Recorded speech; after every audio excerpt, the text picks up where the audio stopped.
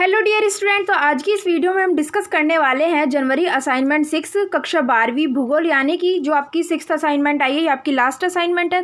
तो class 12th geography की जो असाइनमेंट के आंसर्स है वो आज की इस वीडियो में हम डिस्कस करने वाले हैं। तो आपको वीडियो को पूरा देखना और वीडियो को लाइक भी करना है। अगर आप हमारे चैनल पर नए हैं तो सभी सब्जेक्ट के असाइनमेंट के आंसर्स के लिए आप हमारे चैनल को सब्सक्राइब कर ले। साथ में सीजी बोर्ड एग्जाम से रिलेटेड लेटेस्ट अपडेट पाने के लिए भी आप हमारे चैनल को सब्सक्राइब कर सकते हैं। तो देखिए, वीडियो को पूरा देखना है और साथ में अगर आपको इसकी पीडीएफ चाहिए तो पीडीएफ डाउनलोड करने का तरीका भी हम आपको बताएंगे। तो वीडियो को पूरा देखिए।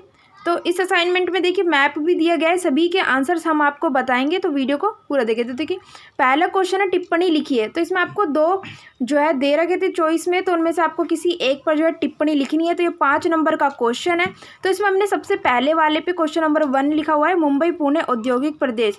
तो इस पर हमने टिप्पणी करी है। तो 5 नंबर का है, तो उसके हिसाब से हम आपको बताते हैं कि कैसे लिखना है जो कि आपको फुल मार्क्स मिल सके। तो सबसे पहले आप ऊपर हेडिंग डाल लेंगे, उसके बाद लिखना स्टार्ट करेंगे। मुंबई पुणे औद्योगिक प्रदेश का विकास मुंबई में सूती वस्त्र उद्योग की स्थापना के साथ प्रारंभ हुआ। ठीक है, आप लिखना स्टार्ट करेंगे। तो आप ये पहले एक पैराग्राफ लिख लेंगे। तो स्टूडेंट आपको सभी सब्जेक्ट के असाइनमेंट के आंसर हिंदी, इंग्लिश, इतिहास, अर्थशास्त्र और जो है सभी के आंसर्स राजनीति विज्ञान, उनका लिंक आपको डिस्क्रिप्शन में मिल जाएगा। तो वहाँ जाके आप जो है सभी वीडियोज़ को देख सकते हैं। उसके बाद देखिए सन, ऐसे आपको पैराग्राफ चेंज करके लिखना है। आपने 5-6 लाइन लिखनी, फिर उसके बाद 2-3 लाइन की जो है जगह छोड़ के फिर आपको ये लिखना स्टार्ट करना है। तो ऐसे पैराग्राफ चेंज करके आपको ये पूरा लिख देना है। तो टिप्पणी में आपको पैराग्राफ में ही जो आप अपना आंसर लिखना है। तो इसमें यही बताना है कि मुंबई हाई पेट्रोलियम क्षेत्र और नाभिकीय ऊर्जा संयंत्र की स्थापना ने इस प्रदेश को अतिरिक्त बल प्रदान किया। इसके अतिरिक्त अभियांत्रिक वस्तुएं, पेट्रोलियम परिशोधन और पेट्रो रासायनिक, चमड़ा, जलयान निर्माण, इलेक्ट्रॉनिक्स, परिवहन उपकरण और खाद्य उद्योगों का भी विकास हुआ। तो पीडीएफ डाउनलोड करने के लिए आपको गूगल पे जाके सर्च करना है HC राइटिंग असाइनमेंट 6 भूगोल। तो वहाँ पे हमारा जो पीडीएफ आ। तो बच्चों, पढ़ाई में डाउट्स आते हैं, क्वेश्चन सॉल्व नहीं हो पाते हैं आपसे, तो इसका सॉल्यूशन है डाउटनट ऐप। जिस भी क्वेश्चन में आपको डाउट है उसकी आपको फ़ोटो खींचनी है, उसे क्रॉप करना है और उसका 5 सेकंड के अंदर आपको वीडियो सॉल्यूशन मिल जाएगा। तो डाउटनट ऐप पर आप अपने फ्री में अनलिमिटेड सवाल, यानी कि जितने भी डाउट है सभी पूछ सकते हैं। चाहे आपका क्वेश्चन क्लास 6 से लेकर 12th तक, IG, NEET, CBSE, UP, Bihar, Rajasthan, किसी भी स्टेट बोर्ड का हो, चाहे आपका question physics, chemistry, maths, biology, science से रिलेटेड हो, सभी का जो सॉल्यूशन आपको मिलेगा डाउटनट ऐप पर। साथ ही में class 9 to 12th IT, JEE, NEET के बच्चों के लिए चल रही है डाउटनट ऐप पर ऑनलाइन क्लासेस, जिसमें हिस्सा लेकर जो है सभी राज्य से बच्चे फर्स्ट रैंक ला रहे हैं। तो आज ही डाउनलोड करें डाउटनट ऐप और अपने सभी डाउट्स भगाएं और टॉप रैंक ले आएँ। तो देखिए स्टूडेंट, फर्स्ट क्वेश्चन आपका हो चुका है। उसके बाद आपका सेकंड क्वेश्चन हो जाता है इंदिरा गांधी नहर कमान क्षेत्र में सतत पोषणीय विकास का बढ़ावा देने के लिए उपाय सुझाएं। तो इसमें आपको उपाय बताने हैं। तो ये भी आपका जो है 5 नंबर का क्वेश्चन है। तो इसमें आपको कम से कम 6 या 7 पॉइंट लिखने पड़ेंगे, तब आपको मार्क्स मिलेंगे। तो इसमें आपको सबसे पहले लिखना है इंदिरा गांधी नहर कमान क्षेत्र में सतत पोषणीय विकास का बढ़ावा देने के लिए उपाय निम्नलिखित है। और उसके बाद आपको पॉइंट वाइज जो है आंसर लिखना है। तो इसमें उपाय पूछे हैं तो 5 या 6 उपाय आप बताएंगे, तो इसलिए पॉइंट में लिखना है आपको। देखिए, इस नहर कमान क्षेत्र में जल प्रबंधन नीति को सही रूप में लागू करना चाहिए। जल प्रबंधन पहली और सबसे महत्वपूर्ण आवश्यकता है। उसके बाद दूसरा उपाय, भूमि विकास, नालों को पक्का करना जैसे कमान क्षेत्र विकास कार्यक्रमों को क्रियान्वित करना।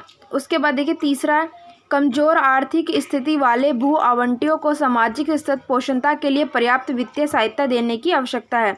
उसके बाद चौथा उपाय है, जल सघन फसलों के स्थान पर बागायती किसानों को प्रोत्साहन देकर खट्टे फसलों की जो है खेती करनी चाहिए। उसके बाद तो यहाँ पे हमने पूरे 6 पॉइंट बताए हैं। तो इसमें आपको पूरे 5 नंबर मिल जाएंगे। अगर ये क्वेश्चन एग्जाम में भी आते हैं तो आपको ऐसे ही पॉइंट बना के जो आंसर लिखना है। उसके बाद 6th पॉइंट, सतत पोषणीय विकास के लिए कृषि तथा इससे संबंधित क्षेत्रों पर ध्यान देना चाहिए। उसके बाद आपका तीसरा प्रश्न आ जाता है, छत्तीसगढ़ की प्रमुख फसल लिखनी है या फिर उनके छत्तीसगढ़ में प्रमुख खनिज जो है वो पाए जाते हैं वो लिखने हैं। तो यहाँ में अपने छत्तीसगढ़ की प्रमुख फसलों के बारे में बताएंगे। तो ये भी आपका जो 5 नंबर का क्वेश्चन है। तो 5 फसलों के बारे में आप बता देंगे। तो पहली फसल है चावल, चावल के बारे में आप 3-4 लाइन में लिख देंगे। उसके बाद दूसरी फसल आ जाती है गेहूँ। तो छत्तीसगढ़ में जो है गेहूँ के अंतर्गत कम क्षेत्रफल जो है 15% का मुख्य कारण शीतकाल में सिंचाई की सुविधाओं की कमी है। तो देखिए कांकेर, कोयला बेड़ा, सामरी तहसील में गेहूं के अंतर्गत, तो ये गेहूं के बारे में लिख देंगे। उसके बाद जो तीसरी फसल है जो छत्तीसगढ़ में उगाई जाती है वह है कोदो कुटकी। ठीक है, ये मोटे अनाज की फसल है। तो ये भी उगाई जाती है छत्तीसगढ़ में। उसके बाद है अरहर, तो यह एक प्रमुख दलहन फसल है, ठीक है। इस फसल को जुलाई अगस्त में बोया जाता है तथा मार्च अप्रैल में काटा जाता है। इसे वर्षों के आरंभ में कपास एवं ज्वार के साथ बोया जाता है। इस फसल के साथ ज्वार और कपास की फसल भी जो है बोई जाती है, तो ये भी जो है छत्तीसगढ़ की प्रमुख फसल है। उसके बाद ज्वार आ जाती है। ज्वार खरीफ एवं रबी दोनों की फसल है, लेकिन ज्वार का जो खरीफ क्षेत्र अधिक है, यह जून जुलाई में बोई जाती है और सितंबर अक्टूबर में काट ली जाती है। तो ये ज्वार के बारे में हमने बता दिए। तो यहाँ पे हमने 5 नंबर में क्वेश्चन पूछे गए थे, तो पाँचों फसल के बारे में हमने बता दिए। उसके बाद देखिए मानचित्र वाला क्वेश्चन आ जाता है, तो इसमें भी आपको 2 चॉइस दे रखी है, तो हमने यहाँ पे दूसरा वाला सोल्व करा है, ठीक है। छत्तीसगढ़ के सीमाकार मानचित्र में निम्नलिखित को प्रदर्शित कीजिए।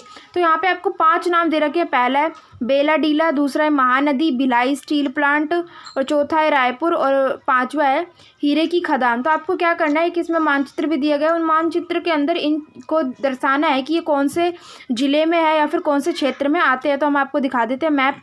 तो देखिए ये वाला मैप आपको जो है, या तो आप इसे अपने पास की कहीं दुकान से भी ला सकते हैं, ठीक है। ऐसा मैप आपको मिल जाएगा छत्तीसगढ़ राज्य का, और इसमें आपको जो है इसे भरना है। तो हम बता देते हैं कि कौन कौन से राज्य में कौन सा आएगा।